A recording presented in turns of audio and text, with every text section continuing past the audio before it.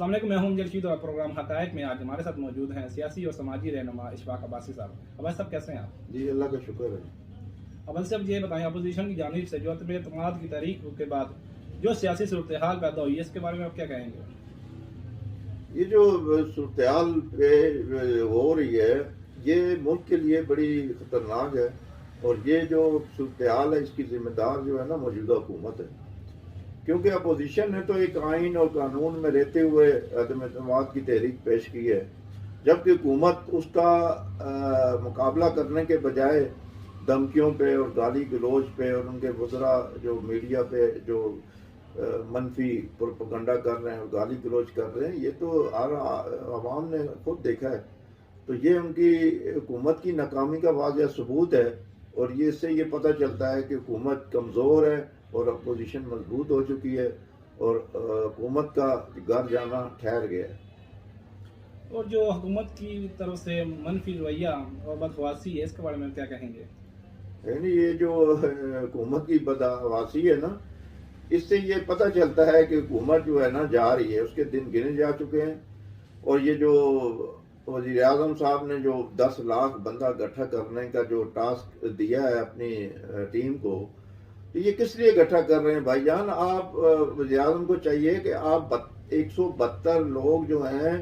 وہ شو کر کے آپ ان کا توڑ نکال سکتے ہیں، اپوزیشن کی غبارے سے ہوا نکال سکتے ہیں،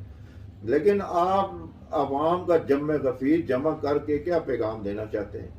آپ کے وزراء اور آپ خود بھی دھمکیاں دے رہے ہیں، سرعام دھمکیاں دے رہے ہیں، اپنے ہی لوگوں کو گالیاں دے رہے ہیں، جو کل تک آپ کے ساتھ تھے، جو باضمیر تھے، آج وہ ضمیر فروش بن چکے ہیں۔ جو لوگ کل آپ کی پارٹی میں شامل ہوئے اس وقت تو آپ بڑے خوش تھے، اس وقت بوریوں کے منہ کھلے ہوئے تھے، پیسے بانٹے جا رہے تھے، اس وقت خان صاحب نے کسی نے کوئی بات نہیں کی۔ آج ہر بندہ کام الزامات لگا رہا ہے کہ جی پیسوں کی ریل پھیل ہے، ہارس ٹریڈنگ ہو رہی ہے۔ اگر ہارس ٹریڈنگ امجد صاحب ہو رہی ہے تو کوئی ثبوت بھی ہونا چاہیے نا، صرف الزامات در الزامات، الزامات در الزامات، وہ اس کی وجہ سے حکومت کی ساکھ کو نقصان پہنچ رہا ہے، اور یہ اس کی ذمہ دار حکومت خود ہے، ان کے وزراء ہیں، کچھ وزراء ہیں چند جو اس طرح کی باتیں کر رہے ہیں، تو یہ ملک کے لیے، قوم کے لیے ٹھیک نہیں ہے۔ اچھا، جو سندھ ہاؤس پر حملہ ہوا اس کے بارے میں کیا کہیں گے آپ؟ کیا یہ ٹھیک ہونا چاہیے تھا یا نہیں ہونا چاہیے؟ دیکھیں جی، یہ جو حملہ کیا گیا ہے یہ پی ٹی آئی کی ٹائیگر فورس ہے، یہ انہوں نے جو حملہ کیا ہے، ظاہر ہے یہ جب آپ کو پتہ ہے پارلیمنٹ لاجز میں جو فضل الرحمان کے جو تنظیم کے بندے آئے تھے، ان کے لیے تو پولیس نے راتوں رات چھاپے مار کے اٹھا کے لے گئے تھے، ان کو 10 منٹ میں وہ ایم این اے سمیت تھانے پہنچا دیا گیا تھا۔ لیکن یہاں سندھ ہاؤس میں جو حملہ ہوا، یہاں پر پولیس کہاں سوئی ہوئی تھی؟ یہاں پر وزیر داخلہ حکومت کے،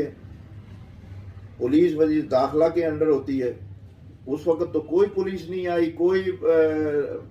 گاڑیاں نہیں آئی، کوئی ان کو پکڑ دکڑ کوئی بھی نہیں ہوئی۔ جب انہوں نے گیٹ توڑ دیا، وہ اندر داخل ہو گئے، اس کے بعد پولیس کو آنا تھا اور وہ آئی، اور یہ ایک پری پلان منصوبہ تھا، اور ایک صرف وہ جو ان کے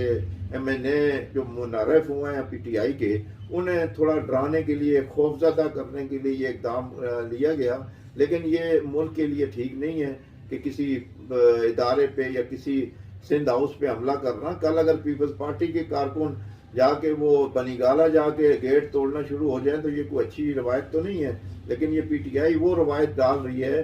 جو ملک کے لیے اور قوم کے لیے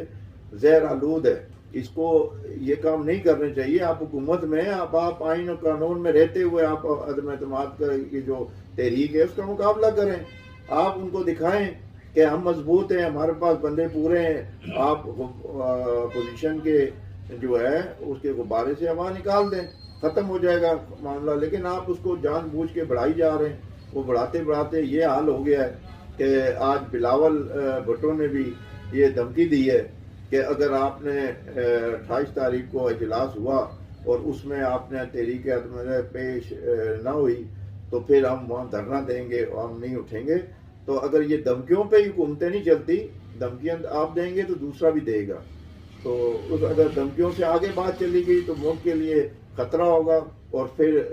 کئی اداروں کو حرکت میں آنا ہوگا جو ملک کے لیے ٹھیک نہیں ہے، قوم کے لیے ٹھیک نہیں ہے. آپ اپنے حکومت کی جو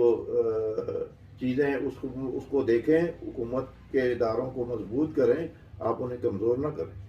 شکریہ بھائی صاحب. پروگرام حقائق میں ہمارے ساتھ موجود سے اشفاق عباسی صاحب، اس کے ساتھ اجازت دیجیے. اللہ حافظ.